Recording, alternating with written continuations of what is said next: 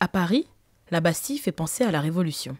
Mais tout près de là, une autre révolution se prépare. À l'Institut de la Vision, nous travaillons sur les implants rétiniens, ou ce qu'on appelle la rétine artificielle, pour faire revoir des patients qui sont devenus aveugles lorsqu'ils perdent les photorécepteurs.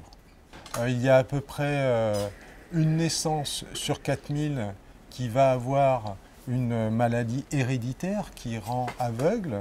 La dégénérescence maculaire liée à l'âge est bien plus commune, puisqu'il faut savoir qu'au-delà de 75 ans, une personne sur 4 va être atteinte. Ce sont des patients qui perdent la vision centrale. Et avec cette vision centrale, c'est cette partie très précieuse de la rétine qui nous sert à voir les détails, pour lire, pour reconnaître les visages. Lorsque les photorécepteurs dégénèrent, il reste des neurones dans cette rétine, des neurones qui normalement envoient l'information au cerveau. Donc l'idée des implants rétiniens ou de la rétine artificielle, c'est d'activer électriquement ces neurones pour qu'à nouveau ils puissent envoyer une information au cerveau. Donc là, finalement, au lieu que la stimulation électrique vienne des photorécepteurs naturels, elle va venir de cet implant électronique. Ce petit point, grand comme une crotte de mouche, c'est un capteur sur une plaque de silicium. Hop. Regardez là, il y a le nerf optique. Donc on va mettre une petite canule qui va injecter du gel qui s'appelle du viscote, qui permettra de décoller la rétine comme ça. Avec ce décollement, on va pouvoir insérer directement tout doucement l'implant. Donc là, on pourrait avoir un implant qui se situe là et ces 3 vaisseaux qui passent sur l'implant. Brancher de l'électronique sur du vivant, ce n'est pas évident. Il faut vérifier si ça fonctionne.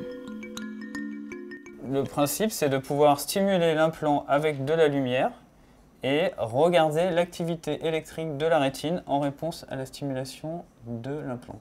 L'implant est déposé sur la rétine du côté photorécepteur et on va enregistrer l'activité des cellules ganglionnaires suite à la stimulation de l'implant.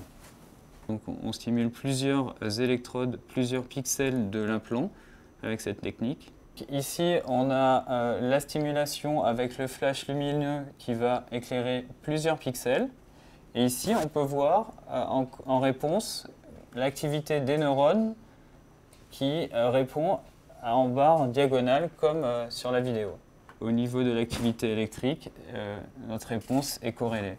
Et donc cet implant, on va en fait l'activer avec un faisceau infrarouge. Parce que les photodiodes qui vont permettre de transformer la lumière en une activité électrique sont beaucoup plus sensibles dans l'infrarouge.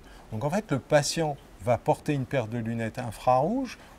Donc l'idée des lunettes, c'est qu'on aura une caméra ici qui prend les images et puis ces images vont être renvoyées par le câble sur un microprocesseur de poche.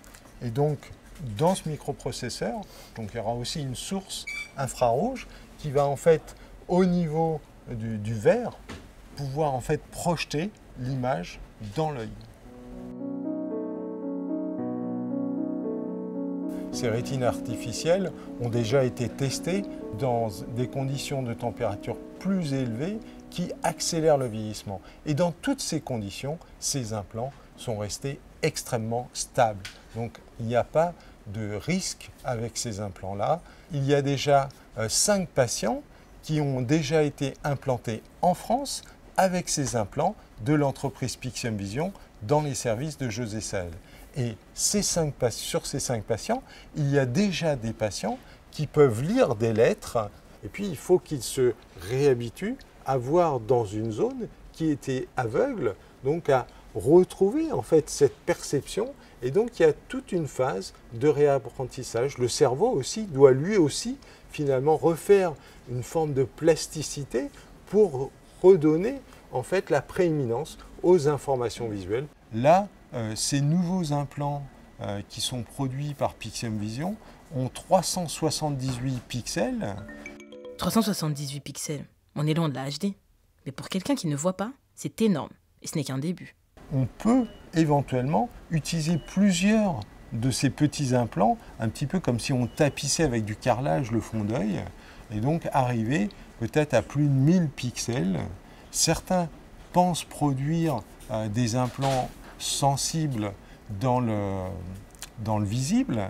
La difficulté, c'est que notre rétine est très très bien faite. Elle a évolué pendant des millions d'années et il est difficile de faire évoluer nos dispositifs électroniques aussi rapidement. Mais il faut bien comprendre que lorsque les patients sont aveugles ou n'ont plus du tout de vision centrale, leurs attentes ne sont pas les mêmes que ce que nous pourrions projeter. Je me rappelle d'un patient qui avait été implanté avec une des premières générations d'implants et qui disait avoir retrouvé suffisamment de sensibilité visuelle pour pouvoir aller skier et suivre son pilote. Et pour lui, c'était le plus grand bonheur de sa vie puisqu'il adorait tellement skier. Donc vous voyez que les objectifs de chacun sont très différents et que déjà, une petite amélioration peut être un grand pas pour ces patients.